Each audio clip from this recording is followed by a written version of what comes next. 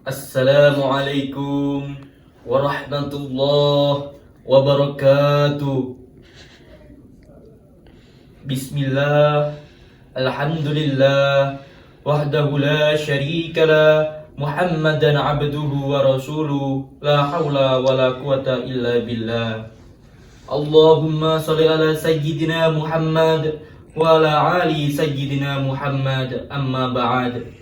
Pertama-tama, marilah kita panjatkan puja dan puji syukur kita atas kehadirat Allah Subhanahu wa taala yang telah melimpahkan kepada kita rahmat, taufik dan hidayahnya sehingga kita dapat mengikuti ajang perlombaan yang diselenggarakan oleh Rawdatul Mahfufin dengan keadaan yang sehat walafiat.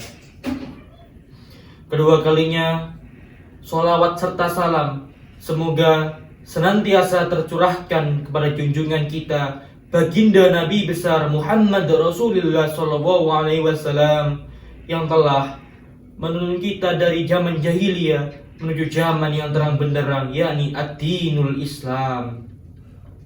Yang terhormat Dewan Juri semuanya, yang saya hormati jajaran panitia penyelenggara lomba oleh Rawdatul Mahfufin yang insya Allah dirahmati Allah Subhanahu wa ta'ala. Amin, amin, ya Rabbal alamin. Revolusi akhlak. Apabila kita membahas tentang revolusi akhlak, maka kita tidak lupa dari sebuah hadis yang berbunyi, innama bu'istu liutammima makarimal akhlak. Sesungguhnya Nabi Muhammad SAW diutus Allah ke bumi, dilahirkan ke bumi, tidak lain dan tidak bukan, yakni untuk memperbaiki akhlak manusia. Karena pada zaman itu adalah zaman jahiliyah, di mana zaman kegelapan, orang-orang sudah mulai menjauh dari Allah, orang-orang sudah mulai tidak bermoral, tidak berakhlak, bahkan jauh dari tuntunan-tuntunan agama. Hendaknya kita menjadikan Nabi Muhammad SAW sebagai suri tauladan, sebagaimana telah difirmankan oleh Allah Subhanahu wa taala dalam surahnya, yaitu surah Al-Ahzab ayat 20 yang berbunyi, A'udzubillahi minasyaitonirrajim, Bismillahirrahmanirrahim.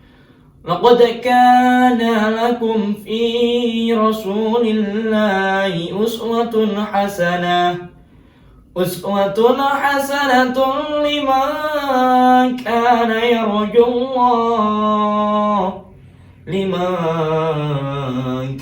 yarjullaha wal yawmal akhir wa dzakarallaha katsiran. Al-ayah. Nabi Muhammad SAW sebagai suri tauladan, sebagai figur yang hendaknya kita contoh, karena akhlak beliau begitu mulia.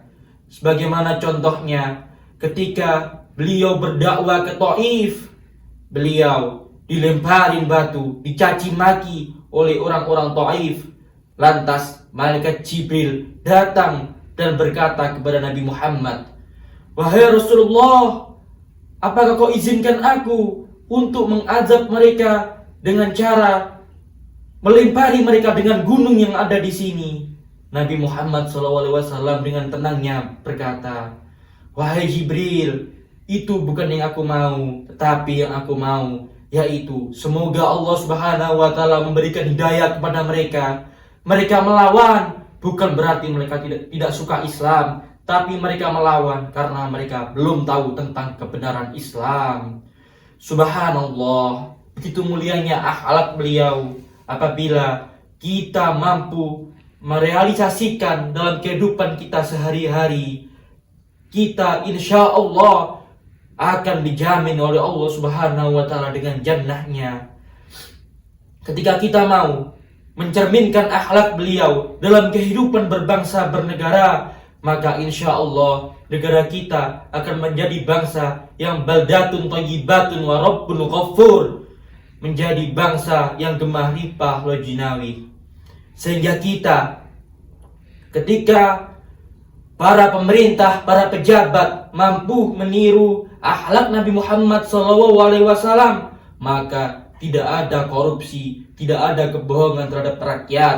Bahkan aparat-aparat pun mungkin tidak akan menyalahgunakan kekuasaannya, tidak akan membohongi rakyat-rakyatnya, bahkan tidak akan melakukan pembunuhan terhadap sesama.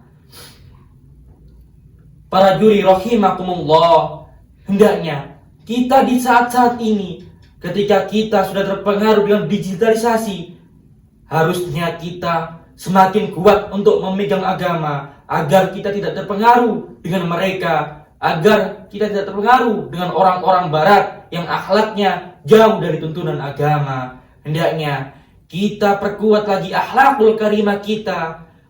Harusnya kita ingat bahwa segala sesuatu yang kita lakukan di dunia ini pasti nanti di akhirat akan kita pertanggungjawabkan.